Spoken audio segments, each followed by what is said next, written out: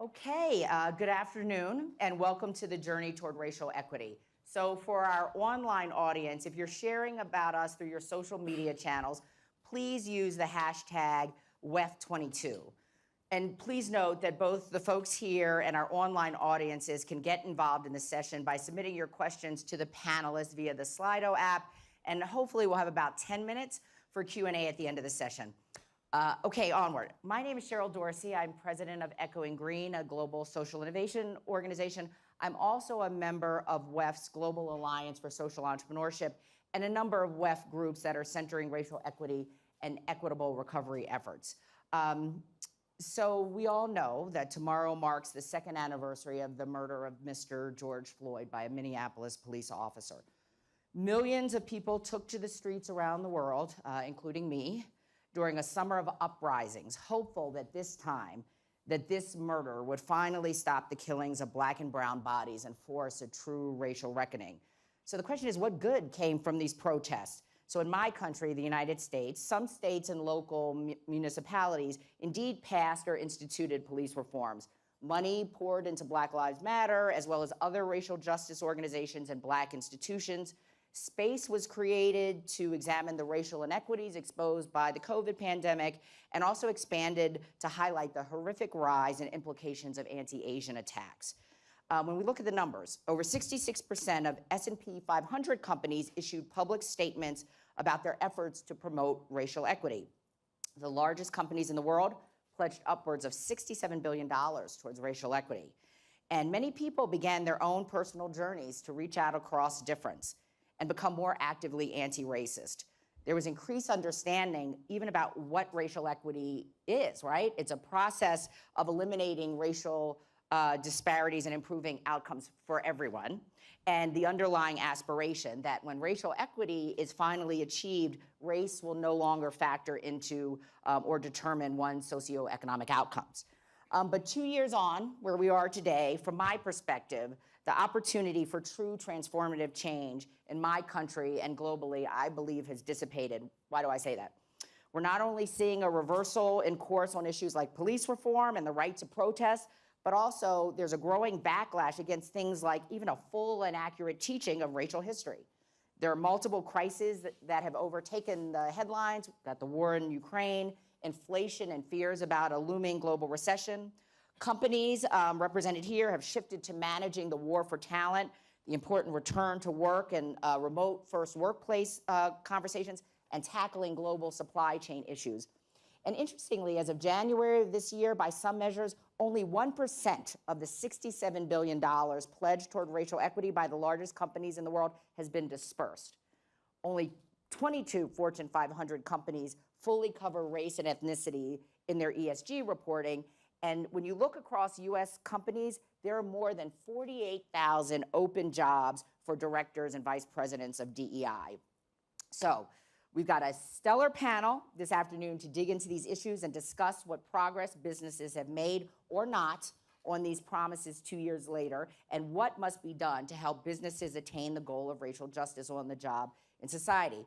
So I'm going to welcome quickly my panelists, and we're going to dig in. From my far end, welcome Pam Chan, who is the Global Head and Chief Investment Officer, Alternative Solutions Group of BlackRock. Next to her, we have Winnie Byanyima, the Undersecretary General of the United Nations and Executive Director of the Joint UN Program on HIV/AIDS, and a co-chair of the UN's new group, Senior Africans, tell me the name again. Senior Africans Group, and Madam Secretary is going to tell us more about that initiative when we get to her. And last but not least, we have Alex Liu, Managing Partner and Chairman of Kearney. So welcome you all. And before I jump in with questions, let me just say, I do believe at the end of this session, this august group can help me push back against, as James Baldwin said, my wise desire not to be betrayed by too much hoping. So we've got a lot riding on you all to just help us feel better about the state of the world. Okay, so I'm going to actually start with an old-fashioned survey. Can you raise your hands, including our panelists, if you think corporate attention to racial justice issues is being sustained? Raise your hand if you believe that's the case. Yikes. Okay. Can you raise your hand if you think the attention to racial justice has dissipated? Okay, for those of you joining us online, the preponderance of hands that were raised thought that we are not paying enough attention to racial justice issues. So Pam, I'm gonna start with you. Can you continue to set a baseline for us? What is BlackRock doing around DEI, and how do you see yourself as a change agent helping your company address these issues and drive progress? Wonderful. Thank you, Cheryl. So honored to be on this august panel. Truly unqualified to be beside all these panelists. So first I would say that we are very proud to be one of the founding members of the West Partnership for Racial Justice in Business, which I know Kearney is as well. And so hopefully more and more attention there. Baseline is actually the word I took out of your question, which is, what is our baseline? It's our purpose, right? And our purpose is to help more and more people achieve financial well-being. So I'm an investor. I'm the chief investment officer of our investment team. And so normally I focus on the financial well-being. What returns am I delivering for clients? But I think the more and more people, it's actually just as, if not more important than the latter part of our purpose. And so when I think about DEI within the four walls of BlackRock, we think about it on three levels. One, we think about talent and culture. That's both from a representation, career pathing, as well as how we create a culture of inclusion. And we did 1,000 inclusion dialogues that our Chief Diversity Officer, Michelle Gadsden-Williams, is an incredible force just for good. Two is in our role as a fiduciary and how we manage money.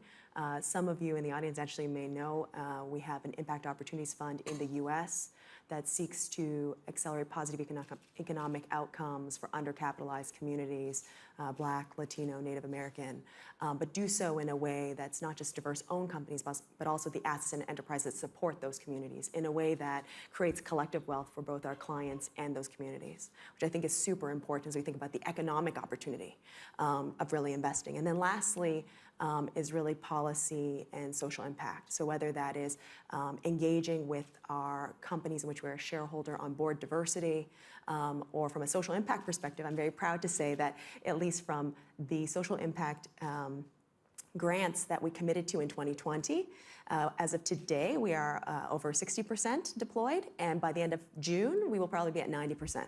So we're almost done. Not done this first stage, right? Not done. So those are some of the elements that I would lead with from a baseline perspective. And then as change agent, yes. I think it's a couple things. One is I'm very proud to be leading that Impact Opportunities Fund, first of all, which now we're getting to about $1 billion, just to give you all a sense of scale. And two, I think it's really just being a role model in the room. There are very few women of color who are CIOs of businesses that look like me in all respects, and also having a culture of inclusion, which I think just means acting that way yourself. So that's what I would say. And I so appreciate the specificity, Pam. That was terrific. Alex, I'm going to ask you the same question. Well, sure. Thanks.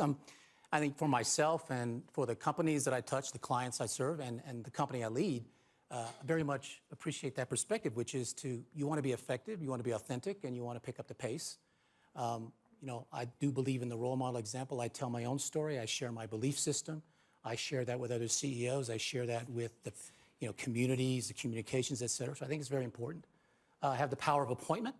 So one issue is representation. How can you belong in a company or a community if you don't see people like yourself, however you define that? So that's something I've tried to pick up the pace on. In terms of leading a people-based business, we're a global business. We touch all religions, states, countries around the world. And there's a lot of intersectionality involved in this topic. It's not just one race or even just interracial. It is how do you create a culture of belonging? It's not just about statistics and intentions. As you said, we got to move to outcomes. Yes. And we track that. We measure that. We file a report, much like public and private companies do. We're proud to hold ourselves to high standards. In executing that, I've tried to communicate it's not just about the statistics. It's also about a culture of allyship. Yes. Being empathetic about who other people are, where they're coming from. Because as you say, it's a journey. In any journey, people are at different starting points. There's fear, there's anger, there's gratitude. There's all kinds of emotions. So I try to make that a key part of it, which leads to a culture that you can be proud of. Yes. Now, specifically, some of the things we've done, we've broadened, for example, our recruiting to different sources of talent. My father taught in historically Black colleges and universities his whole life in the South. Great universities, under-resourced and under-recruited at. We're doing that. We have diversity boot camps to bring in people to involve and educate them on consulting. And when people join, we actually have a program of further sponsorship. So we give them internal mentors. We call them an internal board of directors to give them advice on how to navigate some of the things they may not necessarily know. And of course, representation at the most senior levels. We have a program that we sponsor for Black entrepreneurs. We call it a venture boot camp.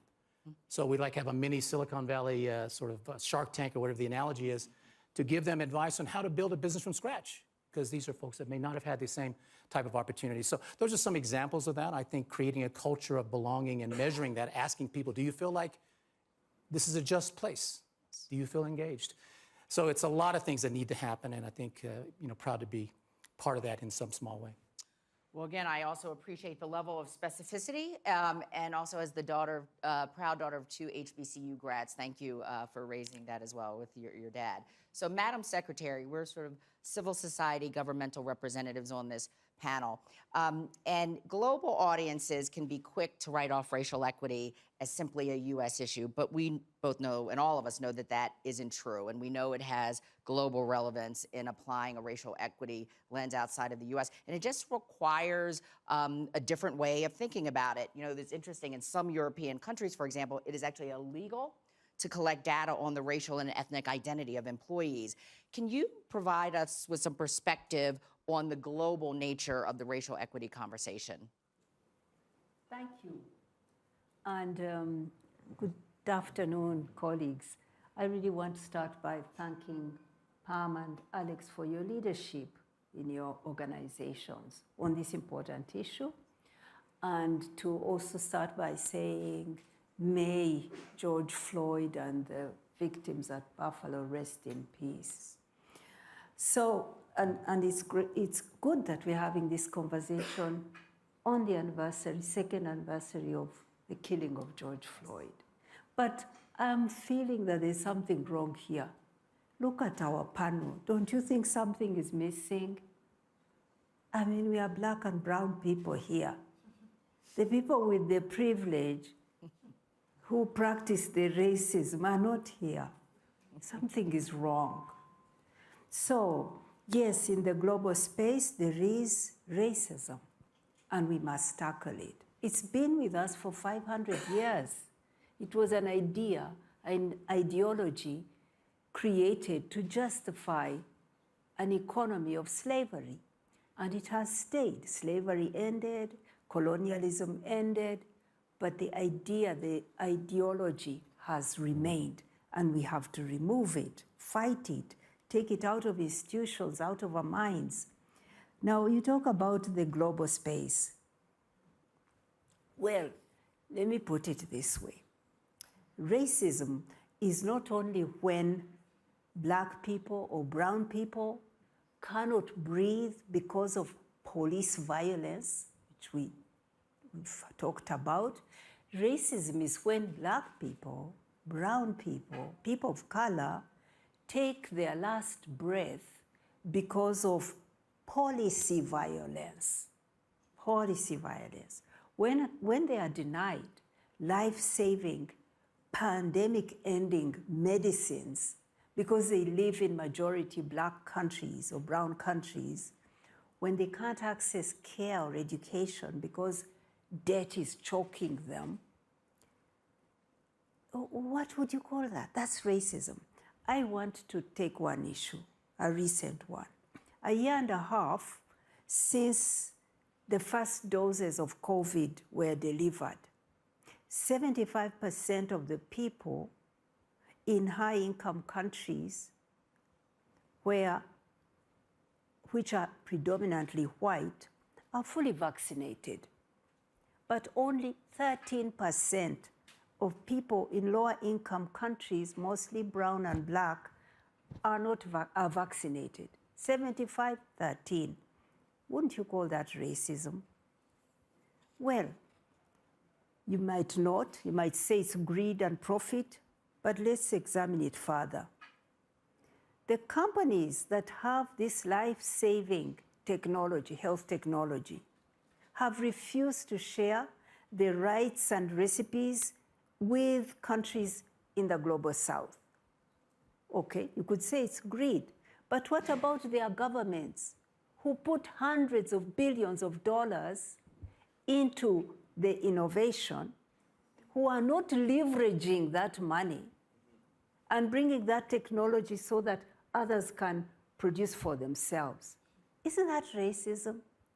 South Africa, President Cyril Ramaphosa has called it vaccine apartheid.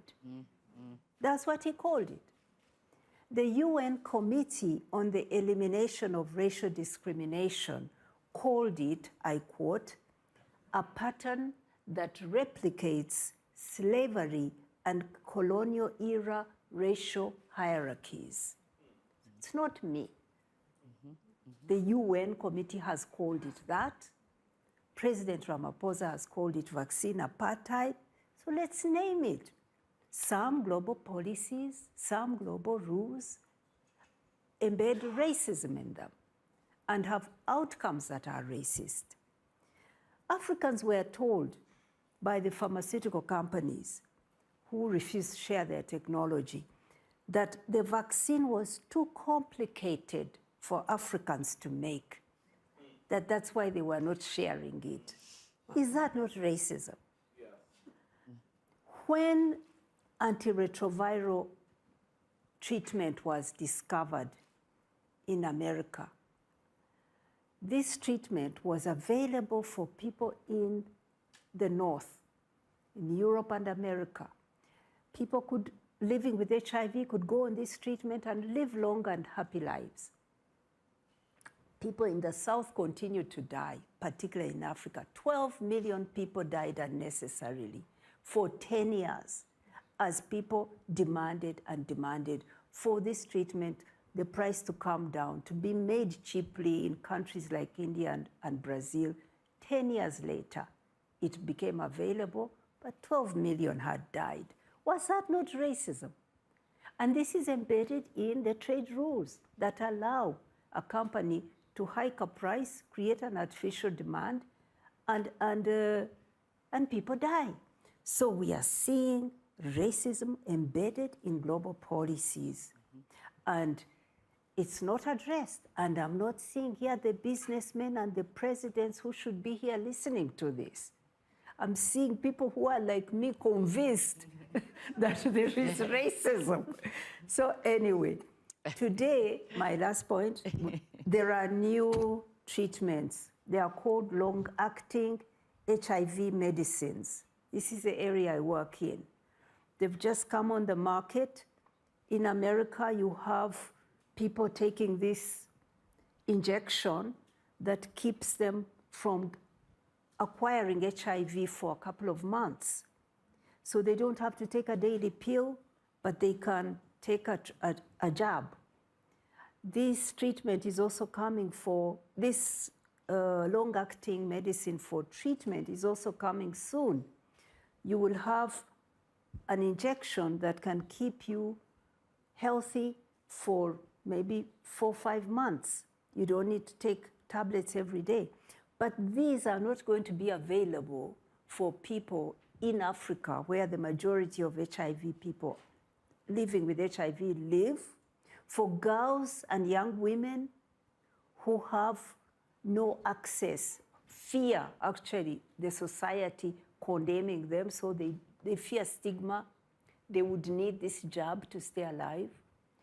Gay men who are criminalized in many countries in the South would need this injection, because then they don't have to be seen taking tablets or appearing at clinics often. But it won't be there, because it will be priced by this company, and there's no government telling them that we need this for other people. So I just want to say that there's much to do at the global level, in the global rules, to remove the racism that's embedded there. And that I applaud what companies are doing at the company level, but they should also join us to call for global policies that don't allow companies to hoard something that's life-saving. Thank you. Well, Madam Secretary, that was brilliant. I was closing my eyes and I could sort of hear the words and the writings of Ibram Kendi stamped from the beginning, the idea of racism and where it comes from. And your mantra, was that not racism? It just brilliant and beautiful and heart-wrenching.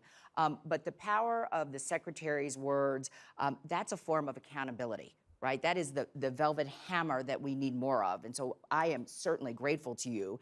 And now let's turn to accountability and transparency and what it means for business leaders like Alex and Pam. So we've seen a lot about racial equity audits and how they're gaining tractions in companies, right? You've got self-assessment tools like WEF's Partnering for Racial Justice in Business Initiative, or there was a recent report by Laura Murphy who led audits at companies like Airbnb and Facebook, sort of summarizing the rationale and codifying the 10 principles for doing them well, or I think in many ways the gold standard Policy Links CEO blueprint for racial equity, which a lot of B Corps are using. Airbnb, Starbucks, Facebook, State Street, Uber, to name a few, committed to proper racial equity audits. But during the last two proxy seasons, many others were pressured to do them and avoided it. So for example, Citibank, which made $1 billion commitment to racial equity, when asked to do a racial equity audit of the whole company, they refused. So Pam, coming back to you, BlackRock did commit to a proper racial equity audit. Can you talk about the company's rationale for this and the importance of transparency and accountability and its impacts on business structure and culture? Yeah, I want to come back to one of the points that Alex said, that we're on a journey. So I think while we're proud of the progress that we've made to date, we acknowledge that there's so much more work to be done. And the reason why we signed up for the third-party racial equity audit, which is actually ongoing as we speak, is so that we can identify the places where we can be better, and so that we can build on what we've already set out. So I think it's really being honest and understanding that we're on this journey and how we can ultimately improve. And it's not until you actually, and as Madam Secretary, as you described, right, it's only when you actually look at the stuff that's kind of ugly, right, that you can actually fix it. And so that's really been the rationale for why we signed up for that. I would also say making DEI and creating inclusive culture part of our performance reviews and compensation processes. And that is with all credit to the leadership of the firm, really standing behind it and saying that this has teeth. This is not something soft that is a optional ancillary activity. This is key to how we run our business, how we build our people, and how we deliver for our clients. Thank you for that. And Alex, as a follow-up, you know, you've written and spoken quite a bit about how we engage business leaders to set new global standards for racial equity. Can you please share more with all of us? Well, I mean, I think to Madam Secretary's point, I think it's important to have Winnie. Winnie, please. Okay, fine. The courageous conversations, because these are tough conversations. And I think the people that are underrepresented here, they're overrepresented in other ways. And I think the important thing to me is not the minimum needed, which is the accountability, the communications, the role modeling, the telling the story, why I believe. A lot of fellow CEOs do that. Yeah. It is translating that power into the middle of the organizations, at least in the private sector context, because that's where the power is. Yeah. This is about power. Yes. Who holds it? Absolutely. Who's in the room? Absolutely. Who's deciding on election decisions, promotion decisions? Who's funding it? Yes. Who's paying for it?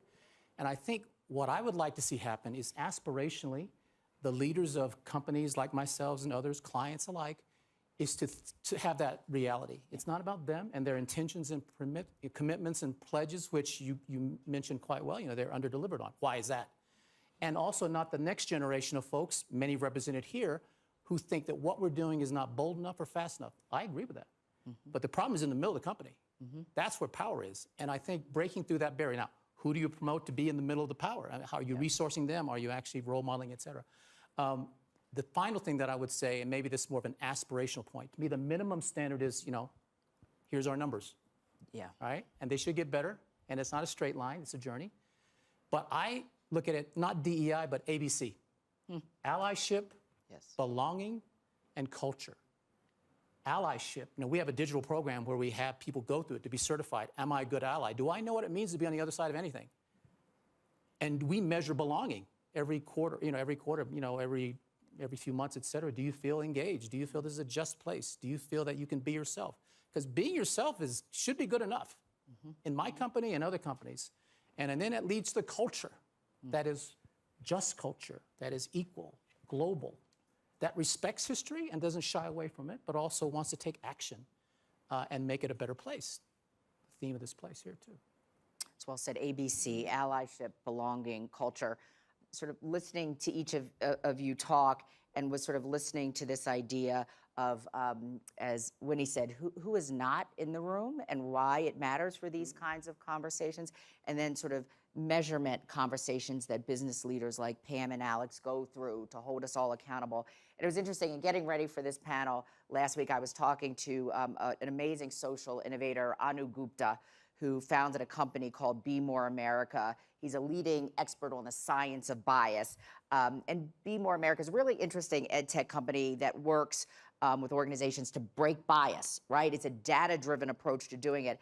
And they have found that a daily mindfulness practice, if racism is idea, which we know it is, a daily mindfulness practice that, in addition to all the benefits of reducing stress and anxiety and burnout, when you target it to transform the mental habits of stereotyping, turns out to be the most promising intervention to enable behavior change on issues of race, right?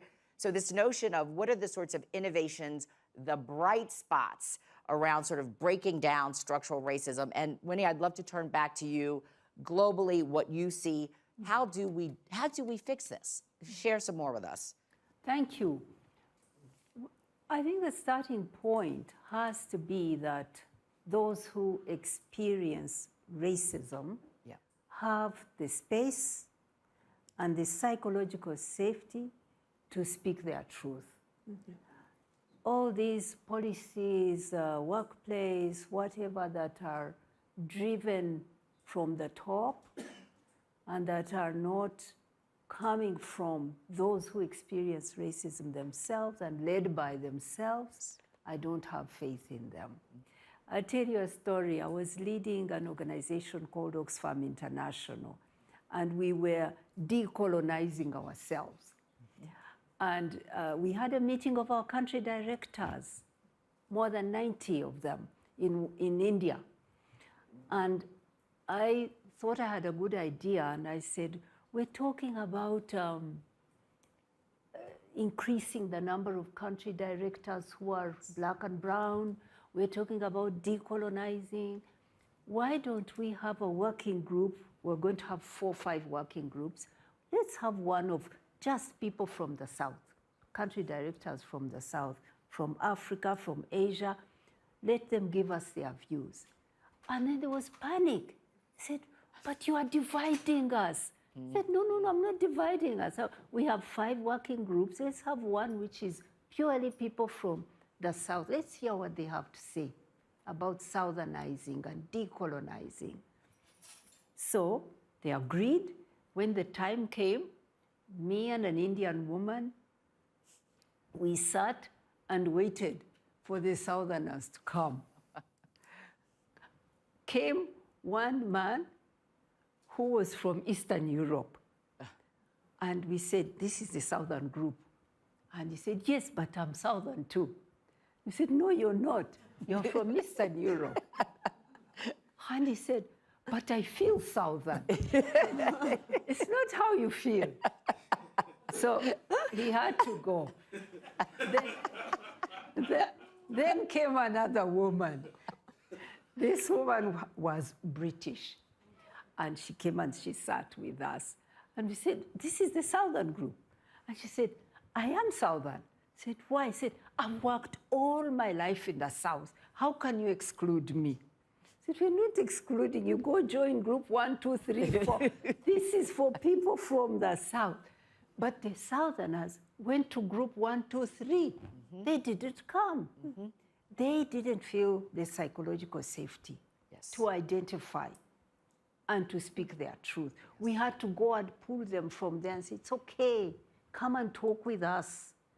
And when we presented our reports, it was interesting that all the groups said the same things, the same aspirations of this global organization that must be equal, that must have no racism. But when it came to practical suggestions of what to do to achieve it, it was only our group that said, we want quotas. We want to set a quota and say that by this year we will have 1/3 of our country directors all from the South. That time we had only like 20%. You know, we set concrete targets. The other groups also talked about the same things, didn't set targets. So my point is that when policies to rout out racism are led by the people themselves who feel it, then it happens. When it is driven by others who feel for you, they may feel for you, but they will not feel and drive with the same passion and commitment as yourself. So that's my point. Well, preach, Madam Secretary. That's all I have to say. Yes, I would give you a mic to drop if I had one. So it's just all good. This panel is spectacular, and I was going to go to a third section, but I want to open it up to questions because you've got a really incredible group representing some really important perspectives with deep knowledge and credibility on these issues. So raise your hand. I'll call on you, and then please ask your question. Yes. Yes. Thank you. Thank you to the four of you. You're incredible. I'm actually, I'm Arab American and specifically Palestinian American. And if you are American, you know we have a census. And the census actually doesn't have a box for us. Yeah. So it comes down to also policymakers, yes. Right? And exactly what you're speaking to is in the private sector, of course, but the policymakers in our government, they're making decisions for, you know, the underrepresented minorities, to your point. There is no speaking our truth, right?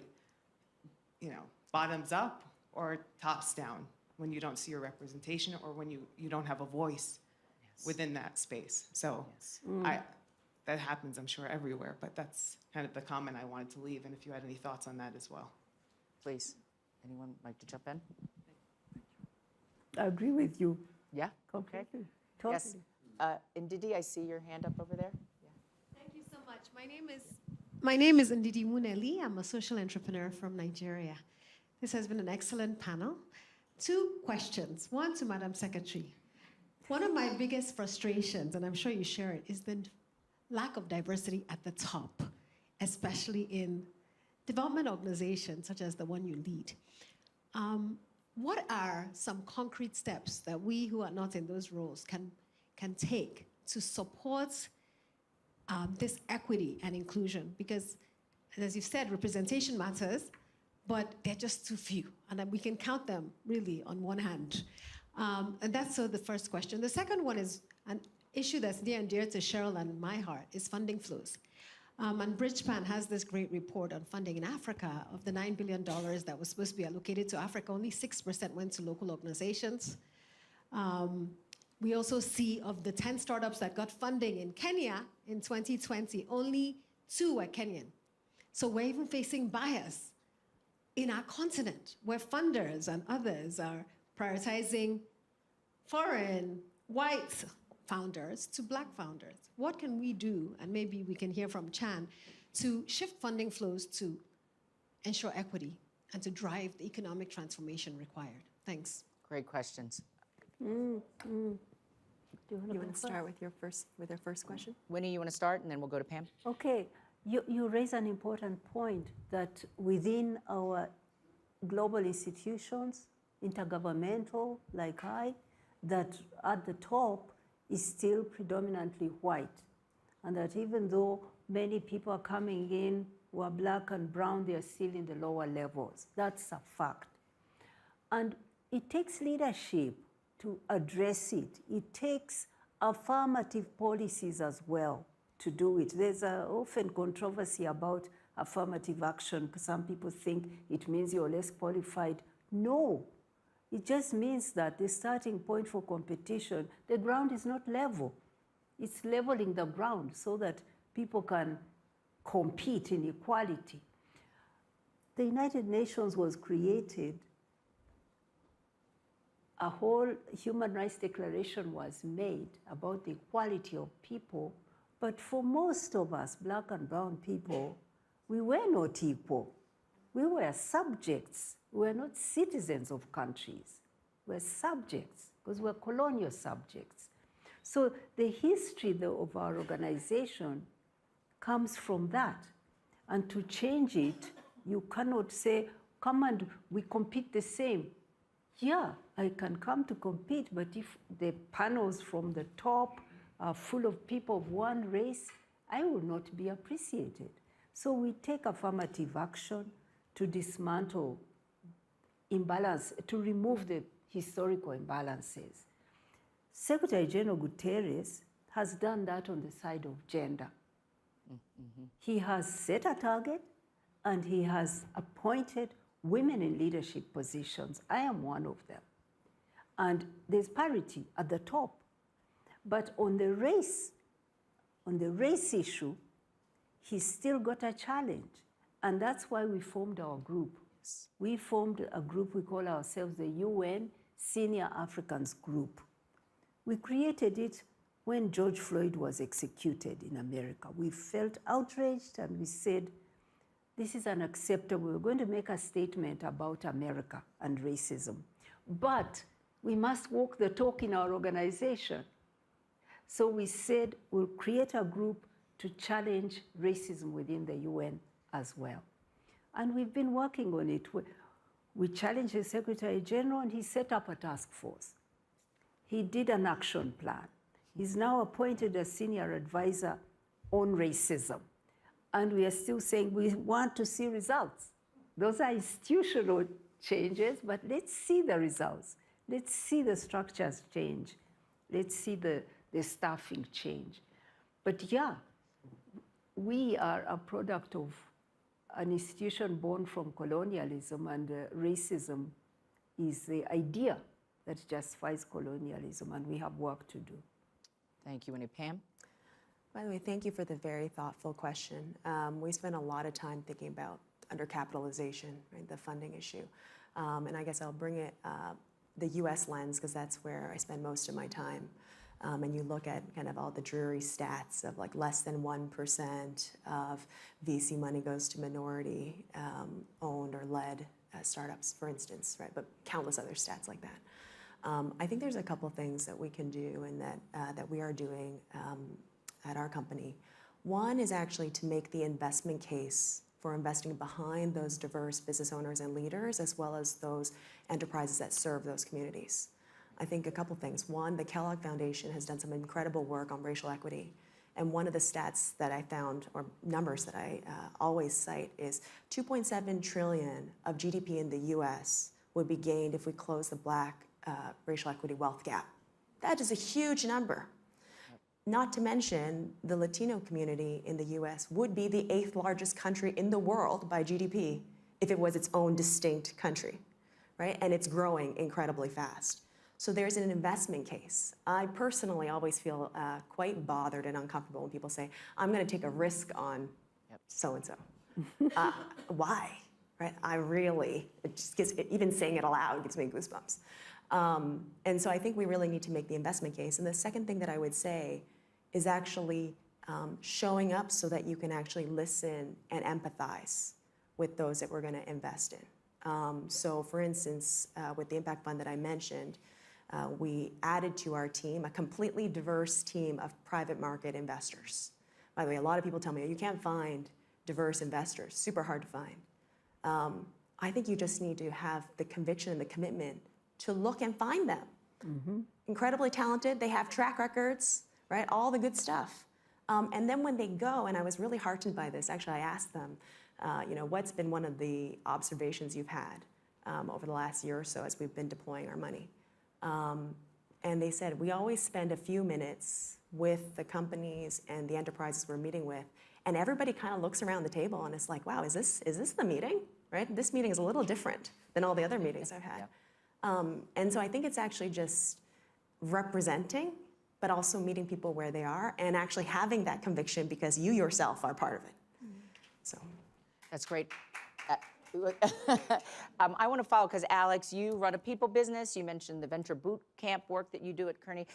Did anything resonate with what you heard from both Pam and Winnie? Well, all of it resonated, so I appreciate those perspectives. I was going to say a couple things. Yeah. One, we all have blind spots. I think sure. part of the reason why things aren't happening is because one blind spot is the one that was just highlighted here, which is a fear that there's a zero-sum game. I'm helping someone, but I'm hurting someone else. And that's divisive. It's been politicized, and that's an issue that we have to address. The second piece is when you go from intentions and targets and commitments and then accountability to outcomes, you can't escape the root causes in the middle. And I think that's, to me, the point about, well, that's a black solution, but where's the white support? Which is a quote from Ron Parker for the ELC. He's a great fellow. And that's one of the most memorable quotes I have to sort of guide how I build a culture. A culture of belonging, all sorts of self-identified, who you are is fine, but being in a place where, yeah, we had systemic racism. I've been a victim of it too. And if you haven't felt it, that's not your problem. It's our problem. And so anyway, those are some blind spots I think we need to overcome to get to the targets and that's journey to the end. That's aspirational, not just woe is us. I appreciate you calling out a group like ELC for sure. Winnie, you wanted to add something quickly, and we'll try to get a couple more questions. Yep. Maybe first take a question, but Sure. I wanted to pick up on his point on the culture of organization. Yes. Uprooting racism means to be deliberate about the organizational culture you're building. You see, people who have privilege do not understand many times, they have unconscious bias. They don't understand that an organization has been built around their culture. And they fit. And they want everybody else to fit. And they don't understand that that's also a racism. The fact that I'm trying all the time to conform to how you operate, you're not trying to conform to mine. So being deliberate about that. When I was growing up, my teacher, one of my teachers was an Indian woman. She used to come to the classroom, my physics teacher, wearing her sari every day. And I remember it had a powerful impact on me because all the other teachers were all in a Western dress. They were African, they were white, but they had to, there was a dress code. She defied it. She came in her sari. And when we talk about how we all realized she was the first person to help us to question the culture of our school. So you find that challenging the rules and shaping the culture is one way to uproot racism. And you need white people to be conscious of their privilege and to be part of dismantling the culture in the organization. That's about giving up their privilege. So this is something I do in my own organization, and I force people to keep questioning these things about, I mean, look, in my country, people in the courts, when you go to the court, the judge still wears a white wig. Can you imagine that wisdom is associated with a white wig? Women still go to the courts, the lawyers, you see them wearing little black skirts. You can't wear your African dress in the court. Yes. I mean, this is racism that's not yet removed from our institutions. We have a lot to do. We have a lot to do. I love both Alex and Winnie's point. I mean, it's not moving beyond allyship to co-conspirators. We've got to be co-conspirators in this. It requires all hands on deck all the time. Just brilliant. I subconsciously must have left my phone in the green room because I want to talk to you all day. I have no idea how much more time we have. I'm going to stay here all day with you all if we're allowed to, but, oh, I just got this. Okay, so, so may I make a suggestion? We need a full day on this with leaders like Alex and Winnie and Pam. Point of moderator privilege. Quickly, last final comments. We're grateful to you all for your leadership. Let's go down the road. Pam, then Winnie, then Alex. Close it out for us. I think we need to do more, and we need to do more, and we need to do more. I don't know what to say beyond that. I think that we understand conceptually the problems we face, and now it's not the what, it's the how. Perfect. Thank you. Winnie? Yeah. Yeah, we have to speak our truth. We have to create this safety for people who suffer racism to speak their truth. Then we get the solutions. Yes, thank you. Alex? I'm still optimistic.